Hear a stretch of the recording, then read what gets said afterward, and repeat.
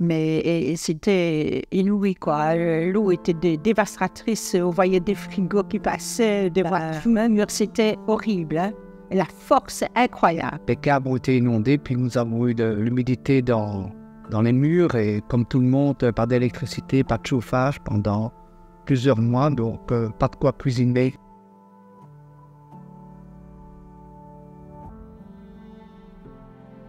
Donc j'habitais à peu près dans un quartier qui s'appelle le quartier de Pont-Valron. Voilà, donc ce quartier a été rasé entièrement, c'est maintenant un grand terrain vague. Voilà, nous sommes restés à 19 voisins sur le toit. Voilà, bon, donc... Le côté pratique, sortir des inondations, réparer, ça va. Mais ce qui est difficile, c'est les assurances qui refusent un devis, il faut se battre. J'entendais du bruit comme des vagues. Alors j'ai ouvert ma fenêtre et j'ai vu l'eau. Oh mon Dieu! Et à un monsieur qui est passé qui me dit « Ne bougez pas de là, madame, parce que ce sont des inondations. » Donc je ne suis pas bougée, j'ai entendu. Et puis la Croix-Rouge est venue. Disons que la Croix-Rouge est venue nous soutenir en faisant quelques travaux pour moi, en me soutenant moralement, parce que j'étais pas bien. C'est toujours émotionnel tout ça. Mais la Croix-Rouge m'a beaucoup aidé aussi dans le social, pouvoir parler.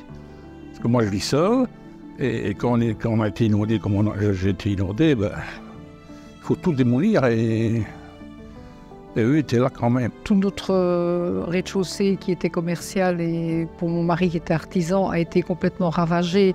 Donc nous avons tout de suite eu de très bons contacts avec la Croix-Rouge qui a installé un poste de secours sur la place à 50 mètres de chez nous.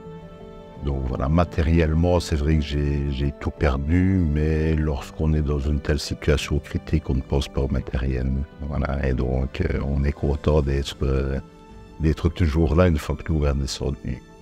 Ce que j'ai vu, c'est ici à Nessonvaux, la Croix-Rouge avait un petit conteneur, une petite tonnelle où on pouvait accueillir les gens, leur distribuer un peu de la nourriture, des sandwichs à midi, des repas chauds le soir, des biens de première nécessité pour nettoyer, pour se laver, etc. Et puis surtout un accueil, donc que les gens puissent venir parler entre eux, parler avec nous, et on sentait que ça vraiment c'était nécessaire. La meilleure chose, je pourrais dire, c'est d'avoir été pratiquement adopté par un village ici. Que nous, on est comme force sociale, hein? On aime les gens, et c'est peut-être pour ça qu'on est devenu aussi volontaire à Croix-Rouge. Il faut aimer les autres. Personnellement, je suis devenu volontaire dans un cadre de remerciement.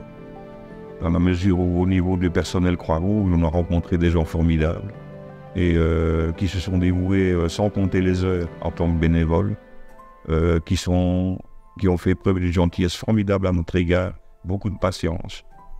Écoutez, j'ai ressenti un sentiment de générosité chez vous.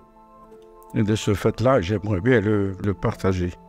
Je suis en contact avec tous ceux que j'ai eus quand j'étais dans le besoin. Parce qu'ils venaient tous les jours apporter à manger, apporter à boire, demander s'il ne manquait rien.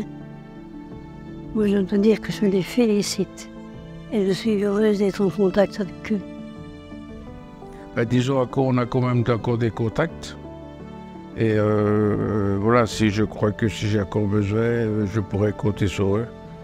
Oui, des gens, voilà, je viens tous les samedis ici, ils s'investissent bien. On voit qu'ils aiment bien ce qu'ils font. Et alors la Croix-Rouge dispatchait souvent 2 volontaires à la fois. Ils venaient passer la journée avec nous. Je dirais bien pour abattre les plâtres, pour nettoyer, pour faire différentes choses. Nous avons eu beaucoup d'aide et notamment beaucoup de gens du nord du pays qui sont venus.